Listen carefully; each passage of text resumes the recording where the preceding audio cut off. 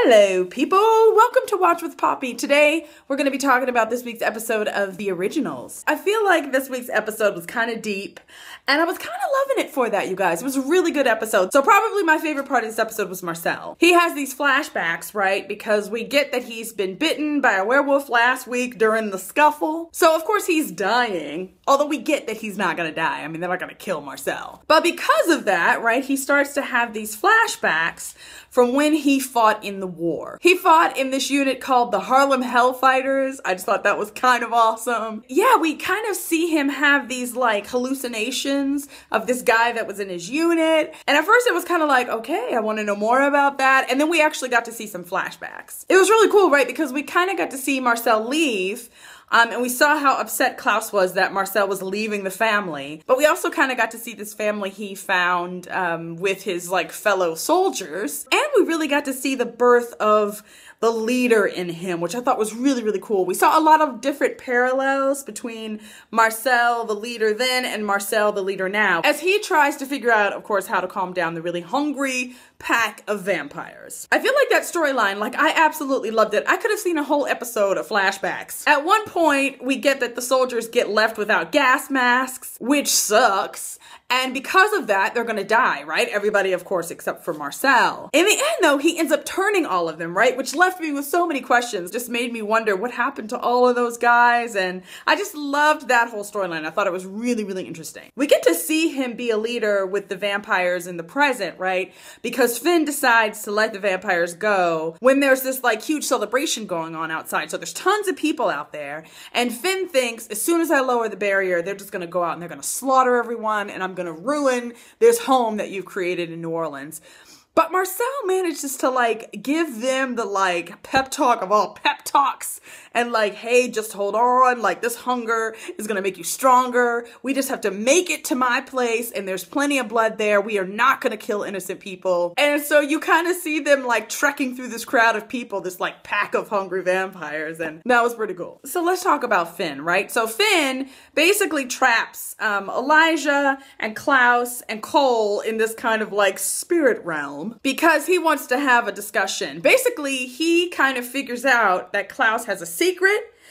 We know what the secret is, of course, it's the baby, but he wants to know what Klaus's secret is. Now that scene, you guys, I loved that, right? Because it was like he was able to trap them because of this magic that he was using, right?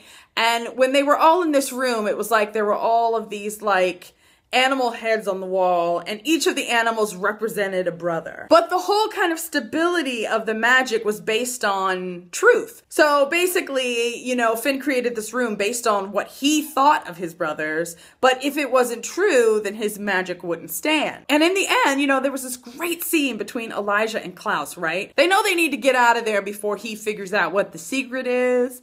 And so Elijah really kind of like sacrifices himself. Elijah's animal was the noble stag, right? That was representing him. But of course, we're learning more and more about his past and this truth, you know, that his mother is kind of unlocked for him. And so he confesses to Klaus that it was actually him that killed Tatya and not their mother, which of course was a huge moment. But then like the thing that I wasn't expecting, right, is that Klaus then goes and does something that is super uncharacteristic for him and offers Elijah forgiveness, right? And because the two of them did this, you know, they were able to kind of like escape from this magical realm or whatever. But that scene, you guys, was just like, yeah, it was just kind of beautiful, intense, and like, it was just really, really cool. I think the problem though is that even though they managed to escape, Finn still knows that there's a secret. And so he is not gonna stop until he figures out what that is. Let's talk about Jackson and Hayley, right? Because they're starting to do all of the little things and rituals they need to do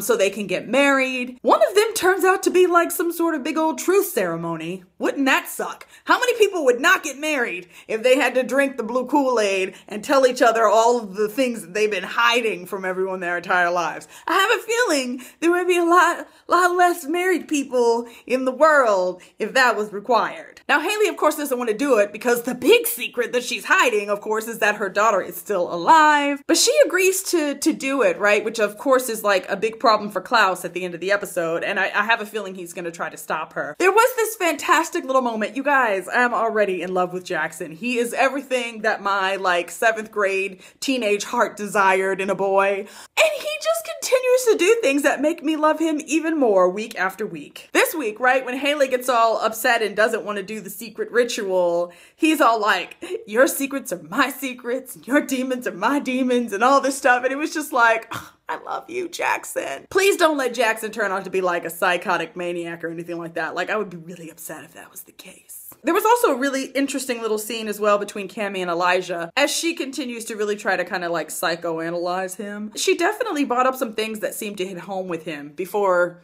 of course, he got sucked into the whole magical brother realm. Before that, though, it felt like they were making some really good headway with the whole red door issues, right? And so, yeah, Elijah obviously needs to talk to somebody. More and more, we're kind of seeing the effects of what his mother did to him. I mean, everything that Elijah thought about himself really just crumbled when he learned the truth. And so it almost feels like he needs to like find himself again to some degree. In the meantime, he's like super unstable. So I'll be kind of interested to see where they go with that. Like, I mean, are we gonna get Elijah back in a completely different form? I mean, like there were even moments in this episode, you guys, where he was talking to Cammy and his voice even sounded different. Like I just was like I was watching it, but then I looked down for a second and then I looked up like, who is that? And it was like, that's Elijah. Like it doesn't even sound like him. And so part of me wants him to deal with his whole like red door inner issues, but I kind of want my noble Elijah back. So here's hoping that he shows up soon. Also, Gia really kind of got on my nerves in this episode, and I'm not really sure what the point of Gia is. What is Gia's point? I like her, right? You know, when you get that she's the whole new vampire thing, and we're teaching her blah, blah, blah. But is she supposed to be a love interest for Marcel? I'm just not sure what the point of Gia is at all. Okay, so I feel like I've rambled on enough about this episode, you guys. It was another good one. Can't wait for next week. Don't forget to tell me what you guys thought about this week's episode down in the comment section below. And I will see you guys again soon. Bye.